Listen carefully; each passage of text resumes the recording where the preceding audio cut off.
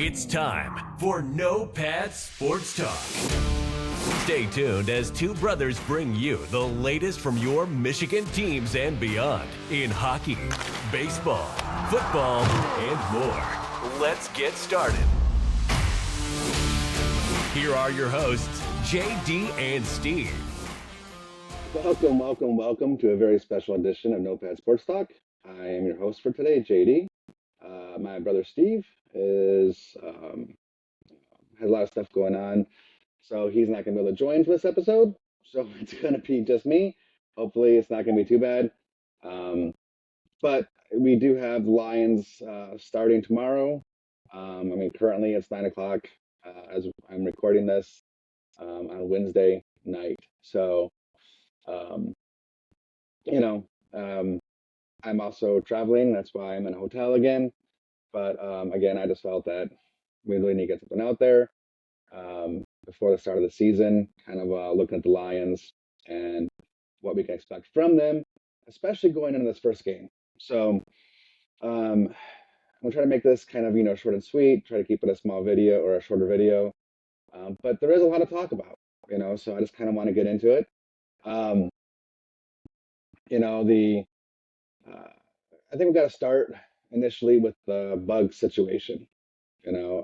Bugs is not going to be playing against the Chiefs. So, there was a lot of cryptic tweets. A lot of people thought a lot of different things that might be happening. Bugs might be getting traded. There was just a lot of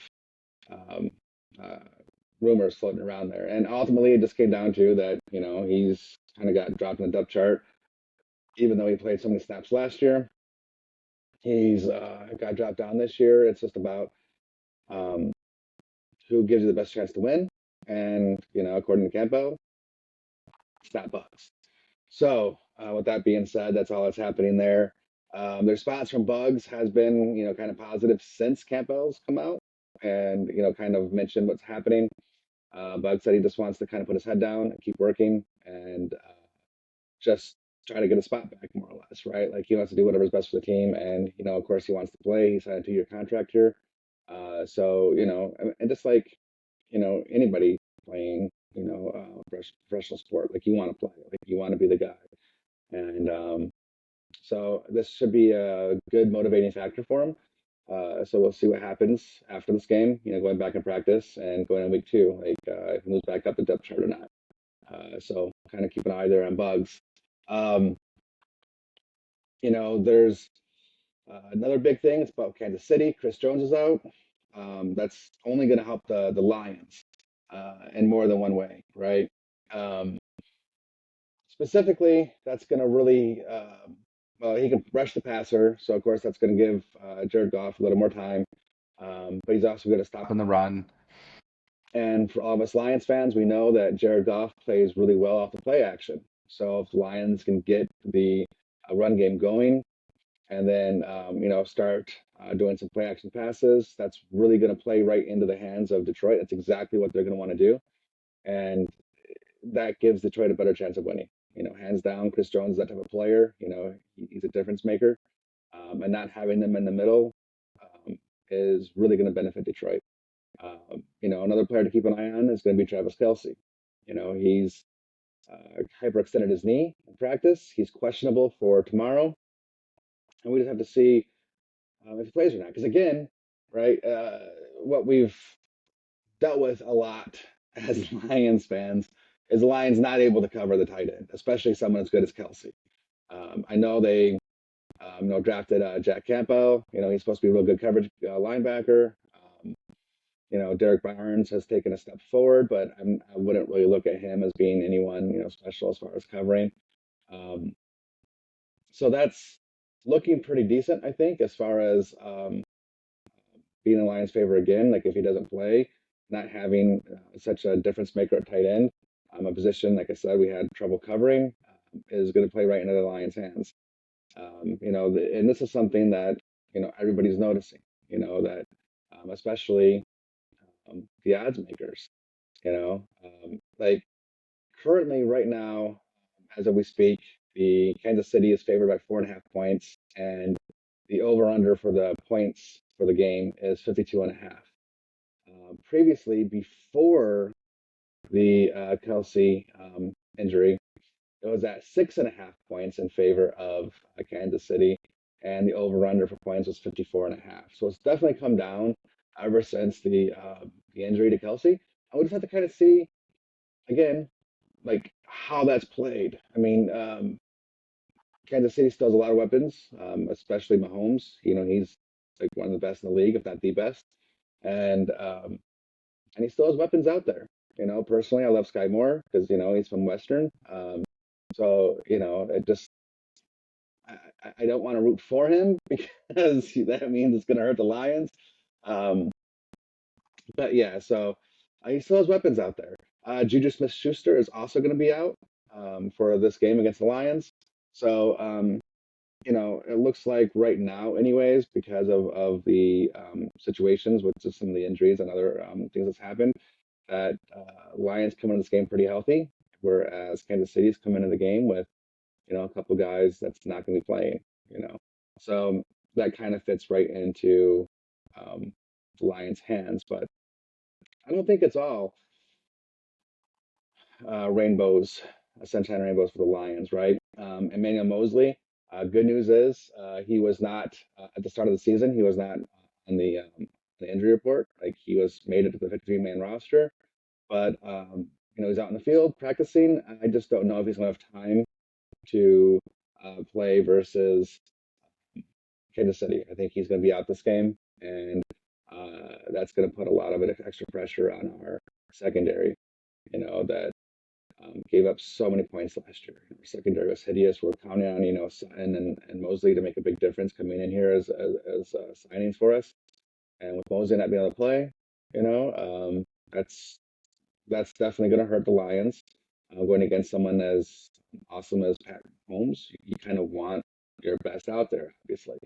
So, like I said, it's not all sunshine and rainbows because you still have, someone that's such an integral or going to be an integral part of your defense, going to be out. So we'll have to see, who steps up in that role. It looks like Brian Branch is going to be a starter there at nickel, and we kind of have to see like how that plays out. Brian Branch, like everything coming out of camp is like this guy's going to be a stud, and I believe he's going to be a stud. But we see what happened to Okudah, and I don't want to compare him to Okudah, but in some ways, we just have to be cognizant of corner sometimes takes a little while to develop. I know he's kind of a hybrid, safety, corner, etc. But like we still have to be cognizant that might just be the case of Branch. Like we're hearing a lot of good things coming out of camp, but in a real game situation, even though he looked really good in the preseason, it's just the preseason. Like I don't want to take too much from the preseason, So the but Branch, I think, is definitely going to be a stud, and we'll just have to see just this first game and how it plays out for him. Is he going to be a good cover corner? Right out of the gate. We kind of expected that out of Okudah, and he definitely let us down. So I don't think it's going to be the same for Brian Branch. I'm not saying that. I'm not saying that. I'm not saying that. I can't say that enough. Don't flood the comments. About how much better Branch is. Okudah was not the guy I wanted the Lions to draft back then. I was not that high on Okudah. But still, nonetheless, just got to keep it real. And Brian Branch is still going to be starting at corner, and just have to see just how he comes into the league. Comes in this first game, how he plays. So it's always going to be a mystery until it isn't. So we was kind of going to lead me into my next point in a way, a little bit. I might be getting ahead of myself, but a lot of these guys didn't play a lot in the preseason. A lot of the starters didn't, especially in offense. And that worries me more than the defense does. A lot of times it takes the offense time to click. The offensive line, quarterback, the timing with the receivers. I know what was said in the preseason, how much work they got, in some of the scrimmages they did, how it was like a game situation and so on and so forth. But, like I don't have special privileges. I don't have special access. I don't get to go to, you know, um, these mini camps. I don't get to see what they do in the scrimmages. Like I don't have that. So um, you know, I judge it, you know, more or less how everybody else out there watching me judges it, you know, by the games. We get to see them during the preseason, and we just haven't. So, you know, how is the first game going to look? Are they going to be a little rusty? You know, is Goff's timing going to be off? Is the offensive line going to miss some assignments? You know, some of the blitzes that's Kansas City's sure going to throw at Detroit. Like we just don't know. Um, and you know, the offense seems like it always takes longer to click than the defense does. So the fact that the offense didn't really play any snaps when even Kansas City did, um, it is worrisome to me.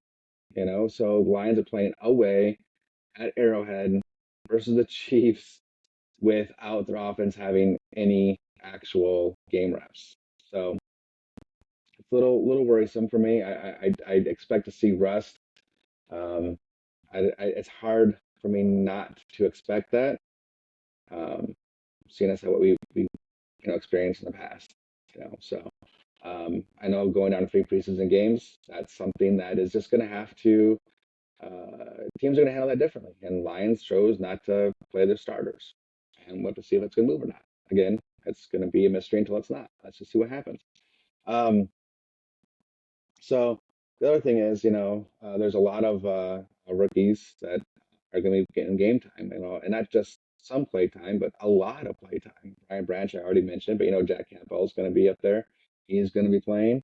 Um, you know, Jahmyr Gibbs. I I was an individual from the very get go that kind of liked the pick, and you know, but all this is you know rookie that's got a lot of playing time, and we just have to see like how they do during actual game speed.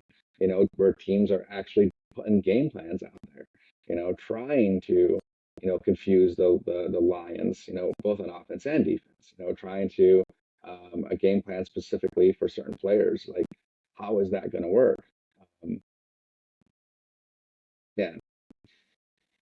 So, um, you know, ultimately, it's going to come down to the matchups, kind of like we were talking about. You know, you know, the offense versus the defense. You know, you can talk about like the Lions secondary versus their wide receivers. Um, you know, even though they have some weapons, I don't think that these. Well, I won't say it that way. I know these aren't going to be the best set of wide receivers the Lions are going to face all year. You know, like, yeah, I mean, you got some, you know, talent there, but it's not, you know, superstar status type of wide receiver. So, you know, that's Kelsey, and you know, he may not be playing. Um, but wide receiver specifically, you know, I think that our secondary will have a good chance at containing and covering the current group of wide receivers that Mahomes will be throwing to. If Kelsey doesn't play, again, that's a bonus. Um, we're still going to have potentially some trouble stopping the run, and containment on Mahomes is going to be key. You know, I mean, even if you can put pressure on Mahomes, you know, you may not get the sack. He may roll out and create something, and that's always going to be, you know, his strength, and that's always going to be something the Lions are going to have to try to find a way to stop. Um, you know, because you can't give him uh, the ability to either make a play with his legs, you know, by running for 5, 6, 8, or you know more yards, uh, or buying himself time enough to find somebody downfield that finally breaks open, you know, because of a Western coverage, you know, eventually, you know, like the secondary can only cover for so long. So um, we just, you know, that's such a huge X factor, you know, being Mahomes. Like you just can't account for what this guy is going to do. And on the flip side, you know, talking about the offense, um, you know, you have Jared Goff, and I've said it before, and I'll say it again, and I don't think this is a hot take, but it doesn't matter how good any of the unit is on the Lions. Lions will only go as far as Jared Goff takes them. Yeah, he played great last year. You know, one of his best seasons, arguably, and but just the Lions as a whole, as a fan base, we've been burned time and time and time again. Like, how many times are we going to be burned, right? Um, so just a good second half of last year isn't enough for me to uh, just jump on the bandwagon completely. Like throw all caution to the wind and be like, yeah, the Lions are going to win the NFC North, and yeah, the Lions have a chance at going to the Super Bowl and winning a playoff game or whatever else you want to say. Like I'm just not there yet. I think the team is talented, especially considering where they came, like where they were at before, um, this current regime, with Campbell and Holmes. Um, you look at it then compared to now, it's a night and day difference. Um, and Campbell's the right coach for this group of guys. These group of guys seem like they'll just run through a brick wall for Campbell. So that's awesome. Like there's a lot to be excited about. New talent. You got a good head coach that relies on his coordinators. We got a good offensive coordinator. We got a good defensive coordinator. There's a lot to be excited about, and I am. I really am excited about the season. I want the Lions to do well. I hope they do well. But like emotionally, you just throw everything at the Lions and say yes, they're good, and yes, they're going to win. And we just seem like we get let down year after year after year, and that's the only reason why I'm just not at that point yet. I need to see more than half a year. I need to see good football from the Lions for more than half a year. I don't think that's asking for much. I don't think I'm like way out there with my ask, right? Because um, how can we really count on the Lions to do something well when they haven't even put a season together? And how long has it been since they put a good season together? So I think they have a good chance of doing well this year. I really do. Um, but there is some stuff that, like I was saying earlier, with the first teams not playing. Um, that could get the Lions into a hole. Is it possible they go 0-2, 0-3? Yeah, of course it's possible. I mean, to begin with, it's just any given Sunday to begin. But on top of that, there's just these little ball situations. When is the rust going to wear off, if there is going to be any? So anyway, I think I spent enough time on that whole thing, anyways. But just um, the key for the Lions on offense is getting the run game going to get the play action going. Right? That's 100%. That's going to have to be the goal on offense. Run game first. Establish that. Get nice chunks on the ground because you got a good offensive line to run behind. Get those chunk plays on running the game, and then go towards play action. And Goff's going to kill him in play action, 100%. So on defense, I know this is going to be very, very predictable, I'm going to say, but you got to stop Mahomes. The defensive line's going to have a tough task in front of them, Aiden Hutchinson and company. You're going to have to be able to put pressure on Mahomes. Kansas City has a much better offensive line than they have in the last 5 years. But you have to put pressure on Mahomes, and then once you do put pressure on Mahomes, you have to be able to contain him. Because even without Kelsey, Juju Smith-Schuster, right? Even without those two guys, he's still dangerous. And so I think those have to be the keys of the game, in my opinion. So, but I think the question now is, what will happen? What do I think is going to happen? Do I see the Lions kind of pulling this one out? Do I see the Chiefs start the season defending the Super Bowl with the victory? I gotta be real with you guys. That I'm not gonna be some homer, always picking the Lions. I Would I be surprised if the Lions won? Absolutely not. They're a talented team, good coaching, and yeah, they can 100% win this game. So I'm not saying that it's out of their reach. I'm not saying they're overmatched even, you know. But do I think, like, if I don't bet, all right, 100%, I don't bet. But if I did, what team would I put the money on? Straight up. We're not doing against the spread or nothing, just straight up. And I'd have to go with Kansas City. Um, I think ultimately Mahomes will make enough plays in order to win. I'd have to look at this final score somewhere, around